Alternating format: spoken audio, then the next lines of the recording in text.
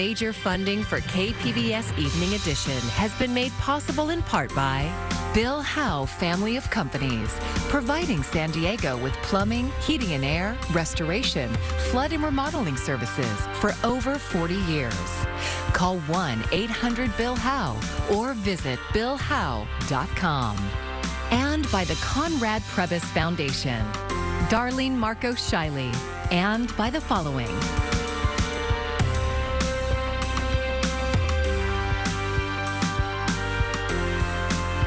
And by viewers like you.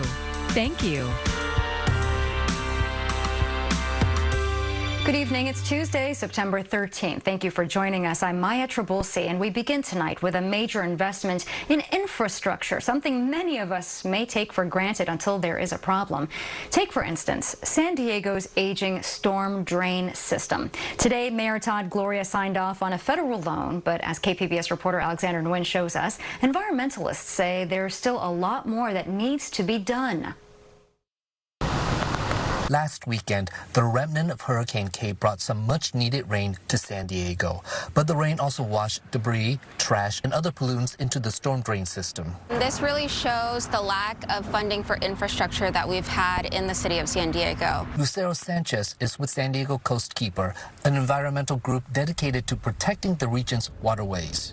After a rain like the one we had this weekend, we see a lot of visible and invisible pollutants like pet waste, plastics, metals, other chemicals from runoff. This is why she's glad the mayor signed off on a $733 million loan from the Environmental Protection Agency. It's a low-interest loan that will allow us to fund an extraordinarily large deficit of stormwater projects. Bethany Bizek is the interim Stormwater Department director. She says the city has a $1.4 billion plus deficit. What will be funded under this loan include pipe repair projects, pipes in the ground that have failed, stormwater restoration, rehabilitation, watershed projects that will really benefit ultimately the environment and the citizens of San Diego. More than 80 projects will be funded under the loan, and Bizek says it will reduce the amount of pollution in the waterways. Here at Joyous Creek, as you can see, there is a lot of pollution, and the $733 million from the EPA will go far in addressing the issue, but advocates say a lot more is needed. With a $274 million deficit in stormwater infrastructure each year, Sanchez says the problem will compound if the city doesn't come up with a long-term solution. Yes, $733 million is a lot. It's only a drop in the bucket when it comes to the stormwater infrastructure we need. It's continuing to grow every single year. Alexander Nguyen, KPBS News. San Diego County supervisors voted unanimously today to continue the local monkeypox health emergency. The virus causes flu-like symptoms along with painful rashes and is spread through close contact. 351 cases have so far been reported in San Diego County, but recent numbers continue to show a drop in infections. Health officials say our region likely saw the peak in cases during the first week in August. So I'm glad to hear, that the numbers have stabilized and that the trend is going down. Yes, we're looking forward to an end in the emergency. I don't think we're there yet. Monkeypox vaccines are in limited supply, but allocations from the state have slowly been increasing. Just under 8,000 vials have been delivered locally, with nearly all of those doses administered. Some are being held in reserve for post-exposure. Locally, 10 people have been hospitalized with no deaths reported. The California Department of Public Health is ending the weekly COVID-19 testing requirement for unvaccinated people working in high-risk workplaces and schools. Health officials say weekly testing of unvaccinated groups is no longer slowing the spread as it did earlier in the pandemic because of the more infectious Omicron variants. While the requirement is ending, employers and schools are still encouraged to provide testing resources. The state's vaccination requirements for employees in healthcare facilities, congregate settings, and schools remains in effect. The battle over reproductive rights continues. While a bill banning abortions nationwide was introduced in Washington, D.C., California launched a website to provide information on abortion access. KPBS reporter Tanya Thorne has more. Republicans continue to push for a nationwide ban on abortions. So here's what I think we will be doing about the unborn. We will introduce legislation. On Tuesday, Senator Lindsey Graham introduced a new bill that would ban abortions nationwide after 15 weeks. I think we should have a law at the federal level that would say after 15 weeks, no abortion on demand, except in cases of rape, incest, to save the life of the mother. And that should be where America's at. With Democrats holding a majority in Congress, Graham's bill isn't likely to advance, but he hopes an opportunity to debate it will come up. Abortion is a contentious issue. Post-Dobbs, America's got to make some decisions. On the same day as Graham announced the new bill, California Governor Gavin Newsom launched a new abortion resource in California. A resource for those seeking reproductive care, whether you live here or not. Abortion.ca.gov is now online. The website has information on abortion providers, financial resources, and help that's available to those traveling from another state. It includes information on your right to an abortion and information if you're traveling to California from another state that has restricted your reproductive care. The site does not track you or your personal information.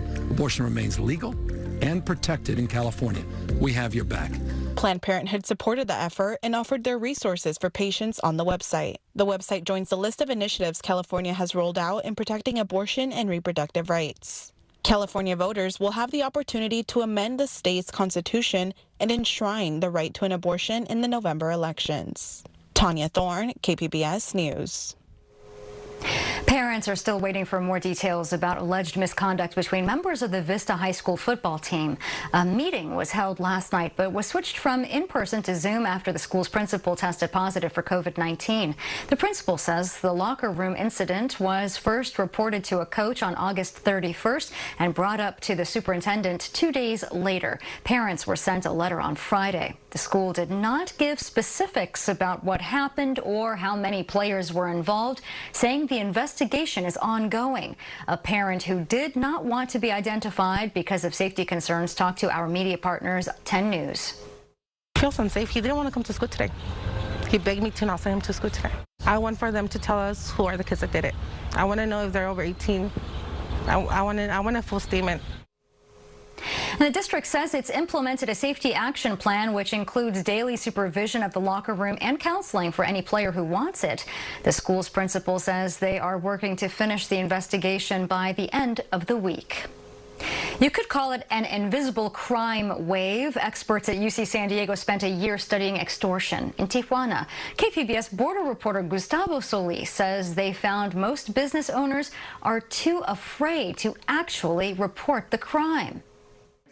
Researcher Romain Lacour spent a year walking the streets of Tijuana talking to business owners about extortion. He calls these regular shakedowns invisible crimes because so few victims actually report them to the authorities. The huge challenge about extortion and protection racket in Mexico is that it is one of the most underreported crime. Less than 1% of extortion cases are actually reported. But even though it starts out as an invisible crime, extortion often leads to more visible acts of violence, especially when businesses refuse to pay. If you don't, maybe I come to the shop and I start breaking glass, for example, or I start breaking goods in the shop. If you keep on being unwilling to pay, maybe I burn part of the shop down. And if you keep on not being willing to pay, I might even get to the extent of killing you.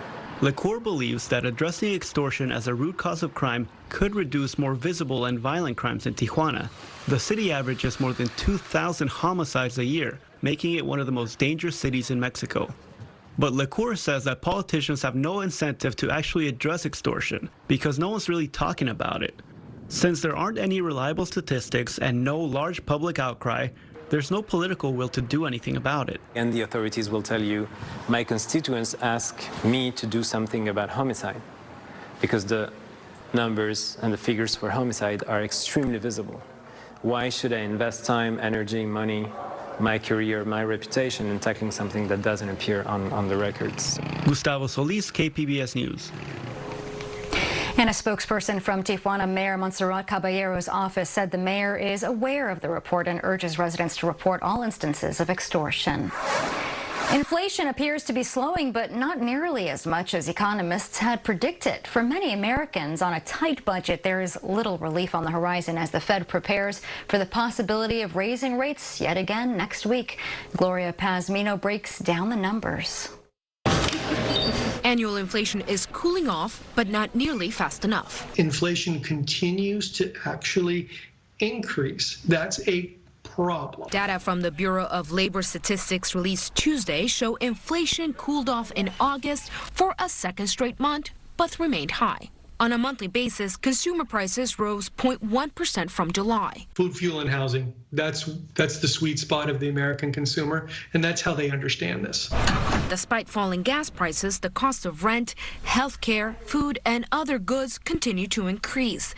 That's affecting Americans with not much wiggle room in their budgets. I buy a lot of fruits and vegetables, and I'm not buying them because they're just too expensive. The Consumer Price Index, which measures the cost of goods and services, was up 8.3% from a year earlier, compared to 8.5% in July.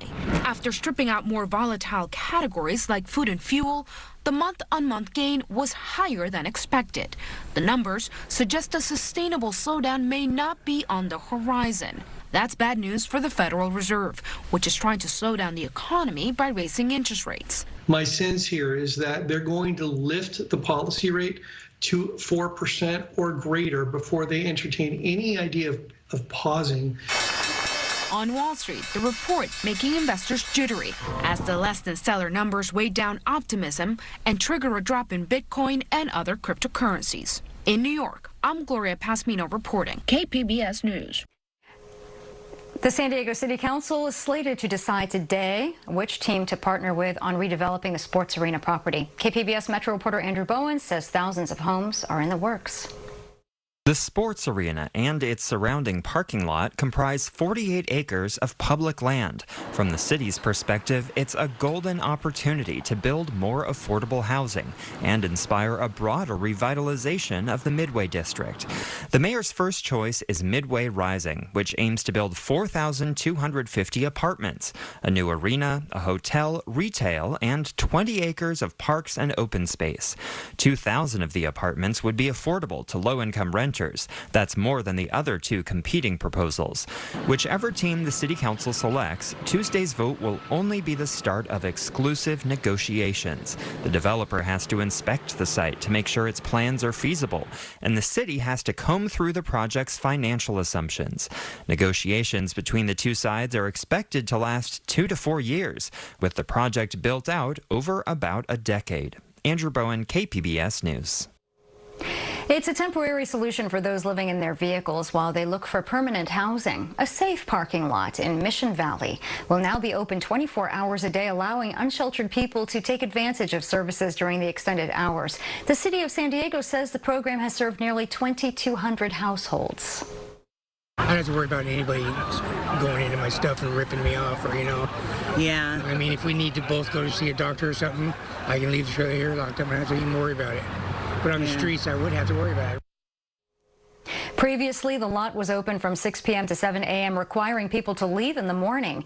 Operated by Jewish Family Service, the City Council approved the expansion, and it's expected to run at least until June of next year. If you've been thinking about bringing a dog into your life, now is a great time. The San Diego Humane Society has hundreds of adult dogs that need a forever home. KPBS reporter John Carroll shows us how the Humane Society is making adoption of a dog easy and, for a few days, free of cost. The San Diego Humane Society has a space problem, as in much less space than usual to care for hundreds of adult dogs. We have probably twice the number of dogs staying longer than they've ever stayed before. Shake. So now through Sunday, adoption fees are being waived on all dogs 7 months old and up. If you've been to Humane Society headquarters on Gaines Street, you probably won't recognize this space. This is where the lobby was, and this area was also home to space for animals. It's being renovated, making space to house adult dogs especially challenging. We have to, quote-unquote, double up on 2 sides of a dog run to make sure that those dogs have space, each of them, whereas we'd normally want to give them both sides so that they can have a better experience while they're at the shelter. We're looking to adopt a doggy for him. Ivy, too, and her husband think it's time to bring a dog into their lives, but as she said, this pooch is mainly for little Mateo. We want to get something that he can grow up with, kind of play with. For the twos, that means a puppy. Fees are not waived on puppies or any other animals here, but if you're interested in an adult dog, the Humane Society wants you to know every animal here is spayed or neutered and they're microchipped. And they're here for you even after adoption with training, food, and medical care. And we just opened up a brand new medical service, so if people do need help and they can't afford medical care for their dogs or cats or rabbits or anybody, we want to be here for them as well. The medical clinic is mobile 2 days a week and at the Gaines Street location for another 2. Information on that and everything else you need to know is on the Humane Society's website, sdhumane.org. In the Humane Society's central courtyard, there are some words of wisdom attributed to Mahatma Gandhi. The greatness of a nation and its moral progress can be judged by the way its animals are treated. So if you've been thinking about bringing a dog into your life, there's never been a better time to treat one to its forever home. John Carroll, KPBS News.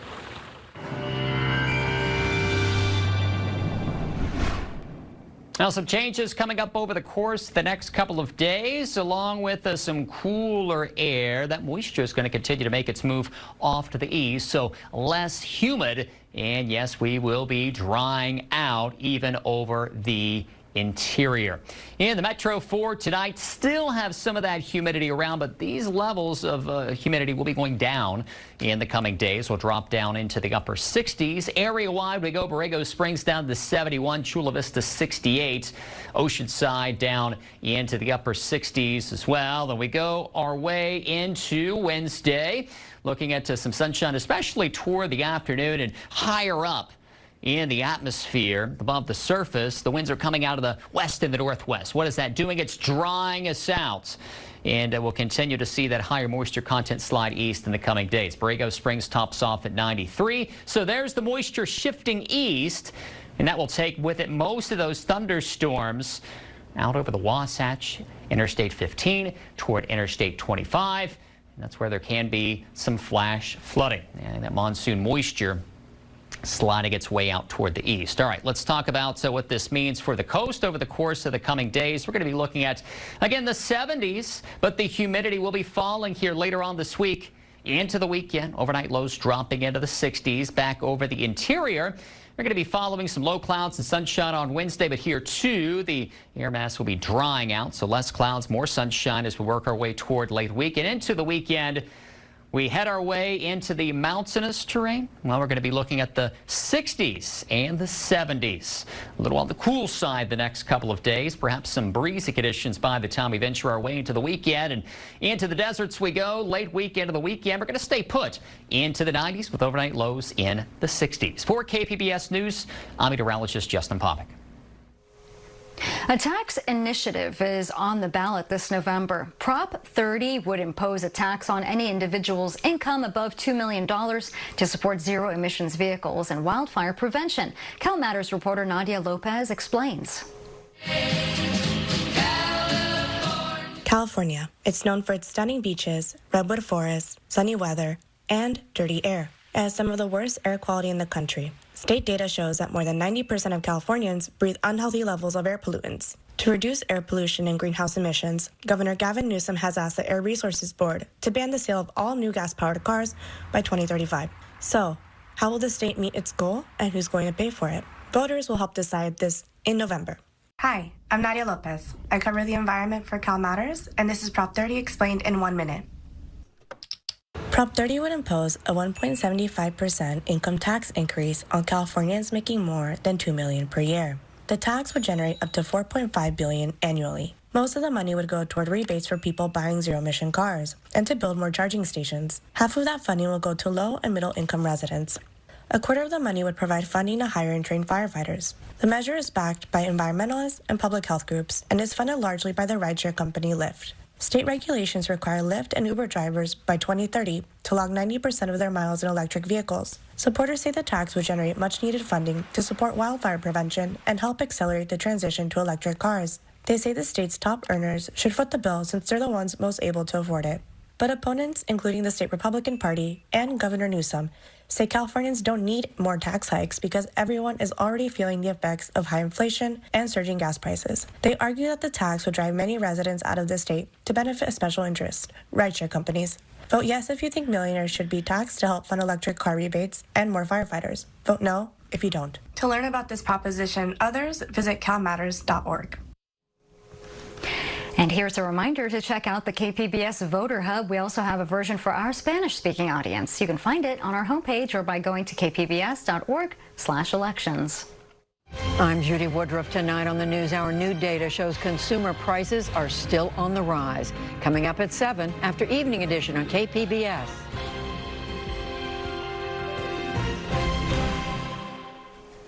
An energetic new Rhino Calf at the San Diego Zoo Safari Park represents another step in the effort to save a related rhino species that's nearly extinct. KPBS reporter Eric Anderson explains. The baby rhino begins the day leading mom Livia around the closed-off rhino habitat on the eastern side of the park. Yeah, he has a bundle of energy, which is all typical rhino calf behaviors. Wildlife care specialist Johnny Capiro is accustomed to watching the young animals zoom around the enclosure, usually with mom lumbering close behind. He's really playful and confident. I think a lot of that has to do with the fact that mom is so confident and feeling good about her role as a mom, so he doesn't have a care in the world right now. And of course, all that running makes a romp in the mud even better. Capiro says that mud bath cools the animal down, protects it from the sun's harsh rays, and keeps bugs off its hide. The baby weighed more than 100 pounds at birth and is already more than twice that size. And when that calf grows up, it'll be about the size of his dad, 4,000 pounds. And while the calf is cute and attracting attention, researchers are celebrating the birth because it's the first for mom Livia. She now joins 2 other southern white rhino females at the park out of a herd of 6 that have proven they can give birth and care for offspring. Barbara Durant is the San Diego Zoo Wildlife Alliance's Director of Reproductive Services. She says the 6 females were brought here in 2015 to teach researchers about rhino reproduction. We started getting exact details about the reproductive cycle. We knew vaguely what the rhino cycle was like from the animals that were breeding here in our field habitats, but we didn't know the details. That's critical because these 6 females could one day be surrogate moms to the closely related northern white rhino. That species is on the precipice of extinction thanks to war and poaching. An aging mom and her daughter are the only northern white rhinos on the planet. Both are too old to breed, so surrogates could be a lifeline to keep the northern whites from going extinct. That goal for all of us working on this project, is a self-sustaining herd of northern white rhinos that we can reintroduce into native habitat. So we're backing way up and starting with the fundamentals. San Diego researchers hope to do that by implanting an embryo of a northern white rhino into one of the proven moms. If the pregnancy is successful, the result would be a northern white calf. But it's complicated and unprecedented. The Wildlife Alliance's Carly Young is one of the researchers pioneering the techniques that they hope to use. Some steps are as basic as figuring out how to make the petri dish culture that cloned, fertilized rhino eggs will grow in. So we've sort of taken protocols that we've learned for the horse and other protocols that I've learned using domestic cat, deer, even human, and we've taken all those protocols, and this is how we made the maturation media for the rhino, because no one's ever done this sort of work before. Eventually, Young will use frozen northern white rhino cells to create sperm and eggs. Each egg will be the shell of a southern white with the northern white cellular material inside.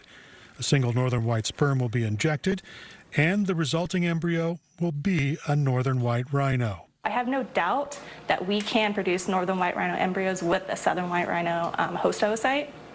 I just hope in the near future we could do an embryo transfer and, figure out our technique to do this and actually be able to produce a northern white rhino calf. But challenges remain. Barbara Durant says researchers want proof of concept in the field with southern white rhinos before they tap their limited supply of northern white cells. German researchers have created northern white embryos using eggs harvested from the 2 living females, but creating the embryo is only half the battle. There's never been a successful embryo transfer in any rhino species. Durant says there has been steady incremental progress. 2 females in San Diego did get pregnant from artificial insemination. The team knows more about rhino reproduction, and 3 females are now candidates to have a southern white rhino embryo implanted. But Durant says the clock is ticking. The northern white rhino is so close to extinction now that there's a very real possibility that before we have a northern white rhino calf, that both of these females will be gone. And that will be bringing back an extinct species. Successful or not, though, work being done with southern and northern white rhinos in San Diego could still prove invaluable to other species, like the Sumatran rhino, which only has a population of about 60 animals. Eric Anderson, KPBS News. And here's a look at what we're working on for tomorrow in the KPBS newsroom. From production lines to digital designing on Morning Edition, how 3D printing technology is changing manufacturing. And on Midday Edition, a leading infectious disease expert weighs in on the latest developments in the COVID pandemic and monkeypox. And you can find tonight's stories on our website, kpbs.org. Thanks for joining us. I'm Maya Trabulsi. Good night. Major funding for KPBS Evening Edition has been made possible in part by Bill Howe Family of Companies, providing San Diego with plumbing, heating and air, restoration, flood and remodeling services for over 40 years. Call 1-800-BILL-HOWE or visit billhowe.com. And by the Conrad Prebys Foundation, Darlene Marco Shiley, and by the following.